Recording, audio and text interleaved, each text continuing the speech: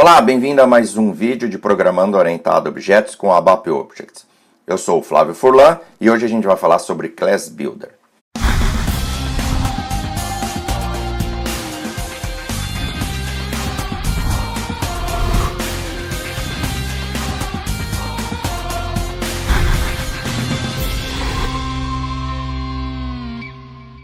O Class Builder ele serve para criar classes globais. No último vídeo que eu mostrei para vocês, eu criei uma classe local. Aquela classe somente acessível dentro do programa. Eu poderia criar classes locais em um include e usar esse include em vários programas. Mas não é a maneira que em ABAP a gente costuma utilizar. Se eu vou reutilizar aquela classe em vários locais, eu preciso criar essa classe global. O que isso significa? Significa que essa classe vai ser visível em qualquer caco de ABAP que você escrever em qualquer lugar, em qualquer buraco onde você pode colocar um código ABAP, você pode usar aquela classe, pode criar um objeto. Então eu vou mostrar para vocês hoje a transação Class Builder, a SE24, como criar a mesma classe que a gente criou a semana passada e implementar essa classe dentro de um programa.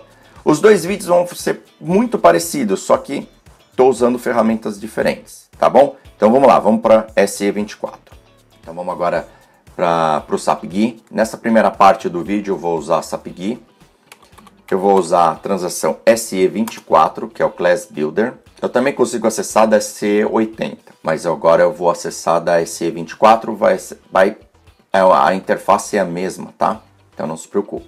Então eu vou criar aqui a mesma classe que eu tinha criado anteriormente.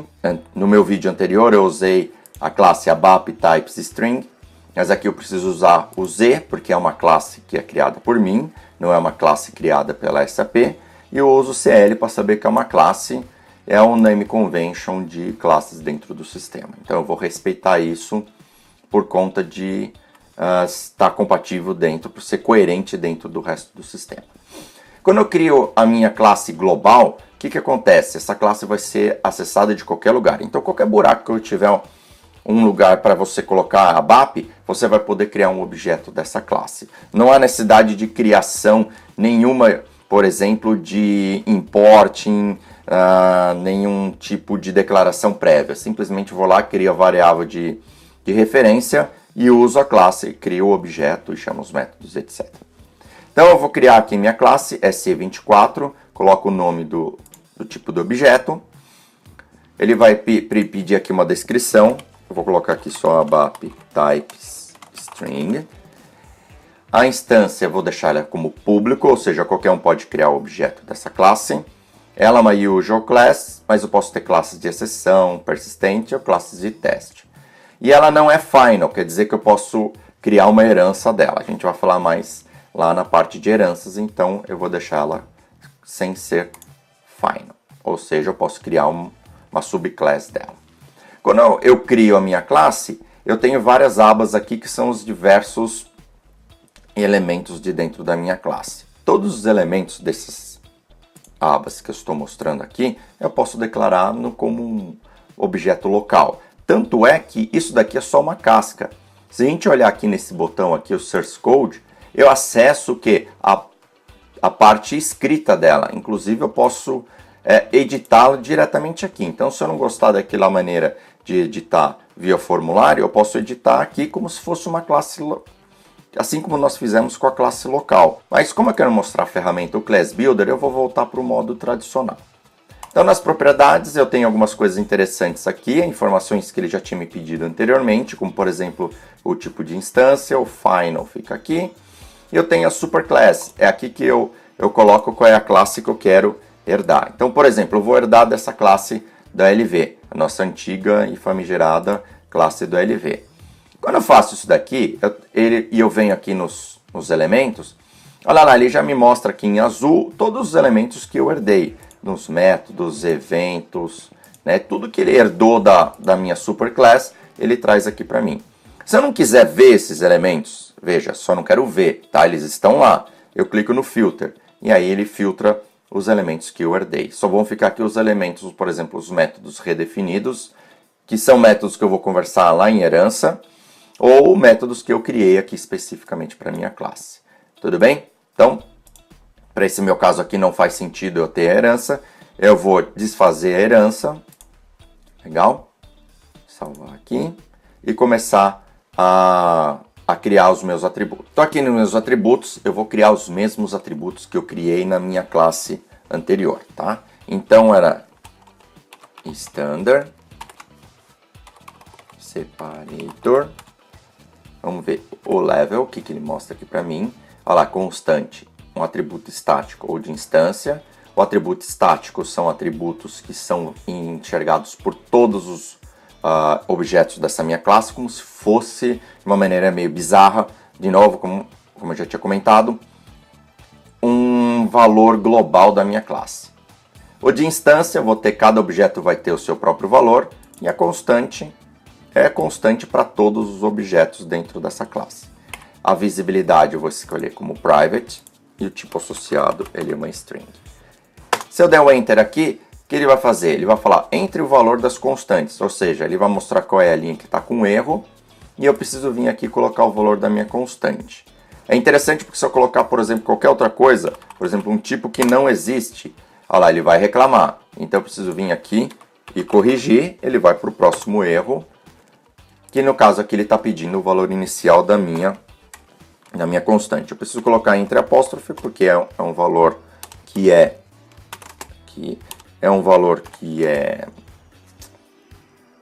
como fala? Que é um valor literal, ok? E acabei de me lembrar que não é string, é char1, ok? Olha lá, quando eu dou enter e volto a ter acesso a todos os elementos, quer dizer que esse cara está validado, então não tenho nenhum problema com essa linha. Eu lembro que eu tinha um value, que ele era do tipo quê? De instância, ele era também privado, e aqui ele era do tipo string, sem valor inicial, ok? Então esses são os meus atributos. Se eu vier aqui no source code, olha lá, é basicamente a mesma coisa que eu tinha no meu código anterior. Lembram dele? Tá? Então, voltando aqui para o form based, vou começar a declarar o que? Os métodos. Eu vou começar com o construtor. Constructor. Eu posso vir aqui e escrever construtor, né? Escrever a palavra constructor. Ou eu tenho um botão aqui em cima que ele já cria para mim o construtor. Ele cria como visibilidade pública, de instância, porque ele não é um class constructor. Eu posso mudar ele public, tá? Porque aí eu transformo meu construtor em privado, ou seja, somente a minha própria classe pode criá-lo, pode chamar o construtor. Eu posso deixar ele como public, ou seja, qualquer um pode criar o objeto, ou eu posso vir aqui e colocar ele como private, quer dizer que somente a própria classe pode criar instâncias dela mesma. Ok? Vou nos parâmetros. Nos parâmetros era onde eu tinha o string value. Eu falo para ele se ele é passagem de valor. Eu vou deixar em branco porque eu quero ele como referência. E o optional quer dizer que se eu deixar ele flaggado, eu não preciso passar esse valor, mas eu quero deixar ele obrigatório. Ele é do tipo string. Ok? Salvo. E a implementação, onde que eu vejo? Ou eu posso vir aqui nesse botão do lado do exception, ou eu posso dar um duplo clique no nome do meu método, ele vai para dentro da implementação, ok? Então aqui que eu vou fazer? Eu vou colocar a referência, minha autorreferência, o valor value igual string value. Bom, pretty printer. Salvar, voltou. Olha lá, no Source Code Based, ele já criou aqui para mim, ó, na parte de implementação, a implementação do meu método. Legal? Eu poderia vir aqui e codificar diretamente na parte de código que ele automaticamente iria trazer aqui para mim. Então, eu tenho diversos outros métodos. Lembra lá o trim? Então, vamos lá, vamos criar aqui. Ele é de instância também, porque ele não é um método que... Ele é um método que precisa estar com a minha classe instanciada para poder ser chamado. Ele é public, certo? Vamos para os parâmetros, seleciono o método, clique em parameters. Ele vai retornar o string value, Então, reparem aqui, eu coloco string value, e aí olha lá o tipo, né? Coisas que não tinha no exporting, coisas que não tinham no construtor, porque lá é só importing. E aqui eu tenho todos os 4 tipos de parâmetro. Eu vou escolher returning, não é por valor, ele não é opcional, não faz sentido isso. E eu quero que ele seja do tipo string. Certo? Salvei. Posso vir direto para o code aqui. Então, começar a implementação do meu método. Por exemplo, eu vou falar aqui. Eu quero que, por exemplo, a minha variável de retorno... Lembra que eu fazia primeiro o value mover para uma variável de retorno e depois aplicar a transformação. Eu falo, puxa vida, como é que é o nome do meu parâmetro? Eu venho aqui nesse botão, ó, signature. E ele traz aqui em cima para mim dizendo quais são os parâmetros, qual é a assinatura do meu método. Então aqui eu vi que é string value, ele é igual a autorreferência value. E aí eu vou aplicar aqui a mesma implementação que eu tinha feito anteriormente. Então eu vou condense string value. Pretty printer. Ok? Volto. Vou fazer uma ativação aqui para não ter muita coisa no final depois para ativar. Olha ali, cada elemento ele ativa de uma maneira diferente, deixa ele selecionado do jeito que ele trouxe, e aí eu faço a ativação, tá? Então vamos para o próximo. Upper. Novamente, ele é de instância. Public. O parameter. Ele é returning do tipo string. O código salva, então é string value igual a mi traço value translate string value to uppercase. Pretty printer. Salvou. Legal? Então, de novo, agora se eu for ativar, ele só vai ativar os métodos novos que foram criados ou alterados. Então, minha classe está ativa, então quer dizer que eu estou indo no caminho, estou indo num bom caminho, tá? Então, instância, mais uma vez, ele é público. Aí agora aqui os parâmetros do replace são um pouquinho diferentes, bem pouquinho. Então, por exemplo, o pattern, ele é importing, do tipo string. Depois eu vou ter o replace, também importing, do tipo string. E depois eu vou ter o string value. Opa! Aqui, return string. Ok? Já apertei o F3 aqui. Certo? Então esse daqui é a minha assinatura. Reparem que ele já no return ele já coloca como passagem de valor, porque todo o returning é por passagem de valor. Então, entrando no código aqui, mesma coisa, o string value igual a mi value. Olha só que interessante, aqui o pattern, ó, tem um íconezinho diferente para cada tipo de parâmetro da sua assinatura. Então é replace all occurrences of pattern in string value with replace. Tá? Então, vamos lá verificar a sintaxe. Joia? Vamos para o próximo. Quero pattern, replace, string value.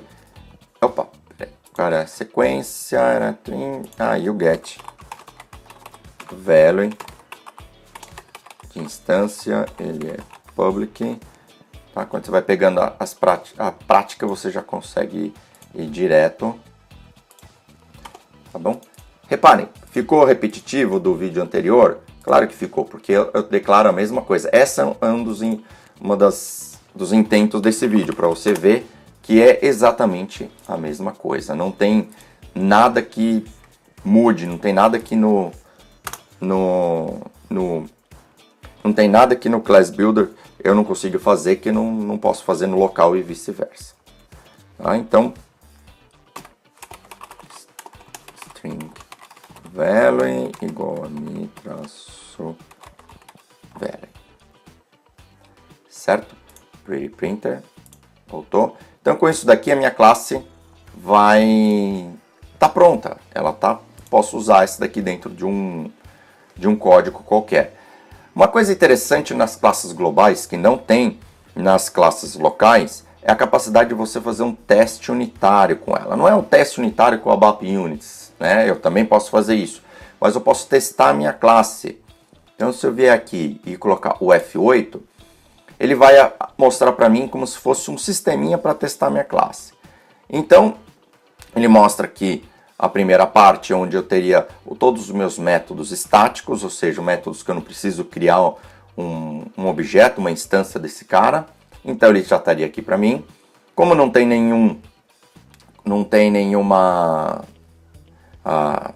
existe nenhum método estático, ele já foi direto para o construtor. Então eu venho aqui no string value e eu vou colocar o valor aqui que eu tinha criado anteriormente. Então era vida longa e próspera ao TDD. Volta e cria a instância. Legal? Então agora ele criou a instância e aí eu posso agora ficar rodando os meus métodos. Por exemplo, o upper. Ele mostra lá qual é o string value, ou seja, o resultado lá, tudo em letra maiúscula. Tá bom? Então se eu quiser clicar no get value, ele mostra que traz para mim. Eu precisaria colocar aqui o uppercase activate. Vamos colocar isso daqui e rodar o get value. Opa! Eu rodei a primeira vez o constructor sem essa opção. Então ele internamente ele já está com tudo letra maiúscula. O replace. Se eu rodar o replace, ele primeiro vai perguntar para mim os parâmetros de importing. Então o pattern era TDD. Lembrem? E aí eu tinha ABAP. Executo, vida longa e próspera ao ABAP. Também posso executar no modo debugging também. Legal? Então, essa daqui é a minha classe, eu já posso usá-la dentro do meu sistema, em qualquer lugar, ela já vai estar acessível. Vamos lá, agora vamos voltar aqui para o Eclipse, voltar para a civilização, e eu vou criar aqui um programa. Já criei aqui um programinha global aqui para gente, tá? Então, para facilitar, eu vou pegar o meu programa anterior que eu tinha criado e eu vou copiar algumas coisas aqui interessantes até para a gente ter uma noção de que não muda absolutamente em nada. Então eu vou copiar todo ele, tá? Para cá. Vamos ver o que eu posso reaproveitar aqui do meu programa. Olha lá. Então, se eu criar desse jeito, olha só, se eu deixar dessa maneira aqui, obviamente ele já está reclamando que essa classe aqui ele não está achando, porque é uma classe local, ela está lá no outro programa. Então, se eu clicar aqui para ativar, não adianta, né? Ele não vai falar assim, poxa vida, no programa anterior que ele usou, não tem nada a ver. Olha lá, ele vai falar assim, type, ABAP, types, string, não existe, é desconhecido. Tá bom? Você pode estar falando, mas é conhecido por mim, eu conheço esse cara. Você conhece, mas o sistema não. Então, o que eu preciso fazer? Colocar aqui um import em aquela classe global? Não, só mudar aqui o nome. Lembra que era ZCL ABAP, tá? Para os dois. ZCL ABAP. Tudo bem? Acabou. Então, é muito simples. Pode ver o código que eu copiei, continua o mesmo, tá? Era isso que eu queria mostrar para vocês. Não importa. Se eu for aqui nesse outro programa, no programa antigo, e alterar o nome das minhas classes, ele vai ignorar aquela classe que eu tinha declarado lá em cima e vai usar a classe global. Então, se eu executar aqui esse programa, será que vai ter alguma diferença? Tá? Claro que não, vai ser o mesmo resultado. Vamos só esperar aqui o retorno do sistema. Dou-lhe uma, dou-lhe duas. Ok? Olha lá. Igualzinho, o mesmo resultado. Tá? Não tem diferença. Vamos executar esse outro aqui. Vou ter as duas telas. Eu já falei nesse vídeo que eu gosto pra caramba do Eclipse. Não? Então eu vou falar de novo. O Eclipse é muito bom. Olha lá, igualzinho. Esse daqui é a classe global. Olha aqui o título dele. E aqui a classe local. Igualzinho. Legal? Veja, eu não precisei declarar nada antes. Ele não precisou conhecer meu programa anterior, nada. Já vou aqui e crio minha classe global. Ok? Então essa é a vantagem. Tem algum problema de performance? Nenhum. Quantas classes globais eu posso ter no meu sistema? Infinitas, não tem limite. Tá? Então qual é a definição? Por que eu crio uma classe local, outra global? Se é alguma coisa específica para o programa, deixa ela local. Se é alguma coisa que você vai querer reutilizar, cria ela como uma classe aqui, ó. Cria ela como uma classe global e aí você já vai ter pronto, pode reutilizá-la em diversos pedaços do seu sistema. Então esse foi mais um vídeo do Programando Orientado a Objetos com a ABAP Objects. Eu mostrei para vocês a EC24, o Class Builder, onde você cria classes globais. Você vai acabar na sua vida criando muito mais classes globais do que locais, pelo menos essa foi a minha experiência. Porque você vai criar classes que vão querer ser reutilizáveis em vários lugares. Em muitos posts do ABAP 101, eu crio classes locais, porque eu quero mostrar numa maneira mais sintética, por exemplo, só numa listagem, tudo aquilo que eu estou criando. Então, para efeitos didáticos, as classes locais elas são melhores. No futuro, nos próximos posts, a não ser que seja alguma coisa muito específica, eu vou criar classes globais. O resto é só classe local, mas para efeito didático. Na sua vida diária como abapeira, você vai criar muito mais classes globais do que classes locais. E vocês viram que eu tenho praticamente a relação 1 para 1 dos elementos da classe locais com as globais, porque não tem diferença nenhuma no final das contas em termos de orientação objeto. Tanto é que existe uma ferramenta para conversão de classes locais para globais. Então todo esse vídeo que eu estou mostrando para vocês podia ter se resumido em 2 minutos, que é selecionar a classe local, qual era a nova classe global, executou, ativou, um abraço, usa e assunto encerrado. Mas claro, eu não quero mostrar simplesmente o uso da ferramenta de conversão, você vai usar isso muito raramente. Mas eu queria mostrar para vocês o uso do Class Builder. Existem algumas outras traquitanas que tem dentro do Class Builder, mas conforme a gente vai evoluindo nos vídeos, eu vou voltando e vou mostrando eles para vocês. Ok? Espero que vocês tenham gostado. Se você gostou do vídeo, clica no joinha, assina o canal para ter as atualizações. Se você não gostou, deixa seu comentário aí, ou manda um e-mail para mim, furlan@abap101.com, que eu respondo para vocês, ok? Fiquem ligados, até a próxima semana, no próximo vídeo. Um abraço e até mais.